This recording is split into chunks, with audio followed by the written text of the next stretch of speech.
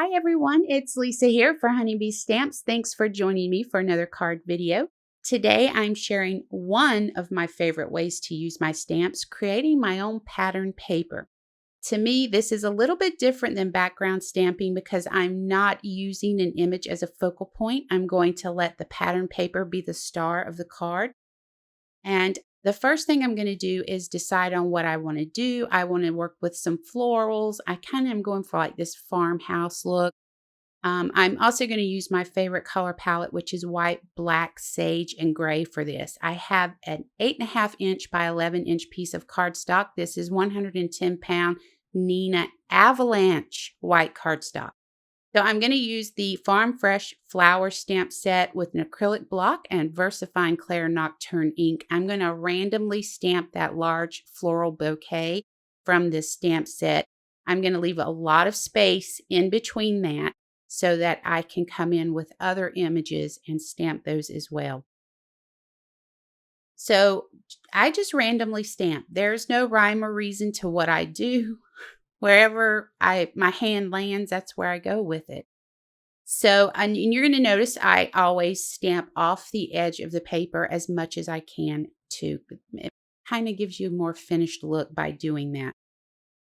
So the next thing I'm going to do is I'm going to come in with the milk can from the stamp set, and I'm going to randomly stamp that. And then I'm going to take that little sentiment that comes in that stamp set and go ahead and stamp that on the milk can. So this is a great way to stretch the use of your stamps. If you're looking for a way to use a lot of your stamps at one time, this is the way to do it. I can easily use 4 or 5 different stamp sets, sometimes more depending on what I'm doing when I'm creating my own pattern paper like this.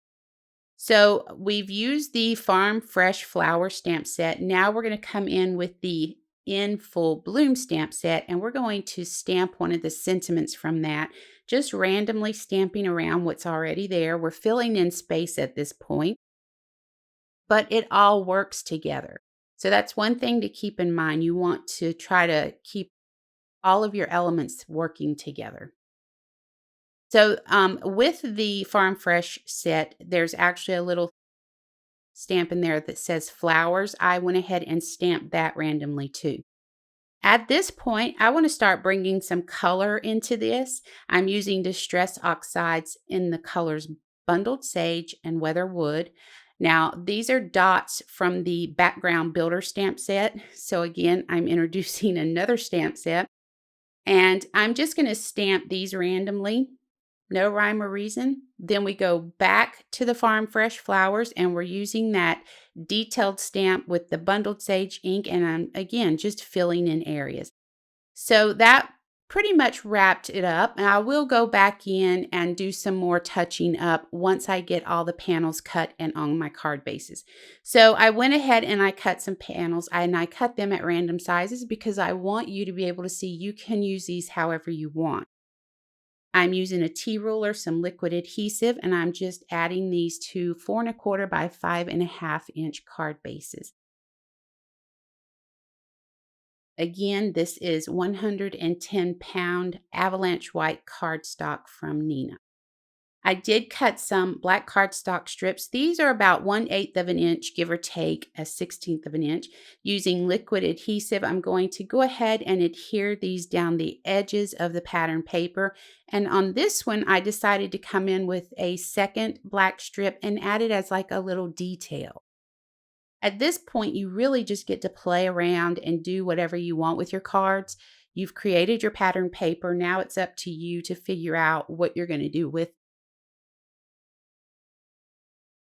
So once I have the panels and the black cardstock glued to the card bases, I'm going to trim the excess black strips off with my scissors. And then I'm going to come in and go ahead and finish up doing any fine little details that I might want to do. So I'm coming back in with the Bundled Sage and the stamps from the Background Builder set and adding those. I also grabbed the Piece of Cake stamp set, and I used these 3 little dots from the Piece of Cake stamp set to fill in some more area on those panels. And I just used the Nocturne ink for that. So easy, but I think they turned out really pretty. So I die cut the friendship word out of white cardstock, the shadow out of black cardstock. Now I added double-sided adhesive to the back of the white cardstock before running it through my die cutting machine.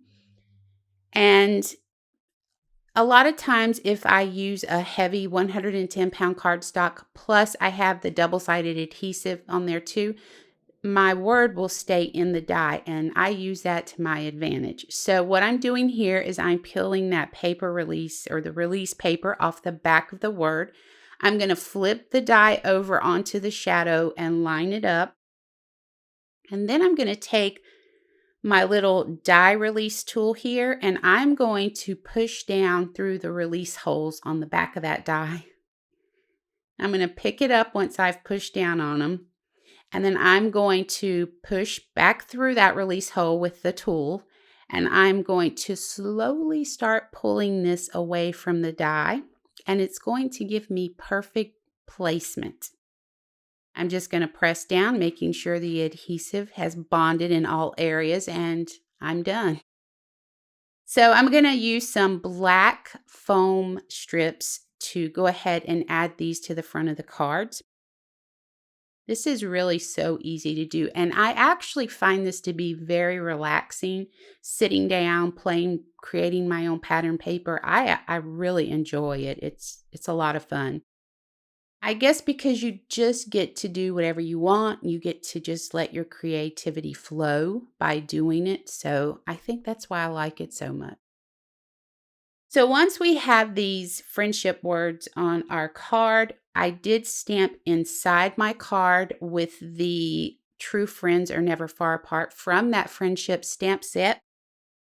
And then I'm going to come in with some black enamel dots from the Back to Basics enamel dot pack and add those to the front of the cards. And then I do believe that's going to wrap up my time with you this week. I hope you enjoyed it as much as I did. Leave a comment below letting me know what you think of creating your own pattern paper. Thanks for joining me today. I hope you'll click the subscribe button and ring the bell to be notified of new content to the channel. For more information about the products used, head over to the Honeybee Stamps website. And until next week, take care and keep crafting.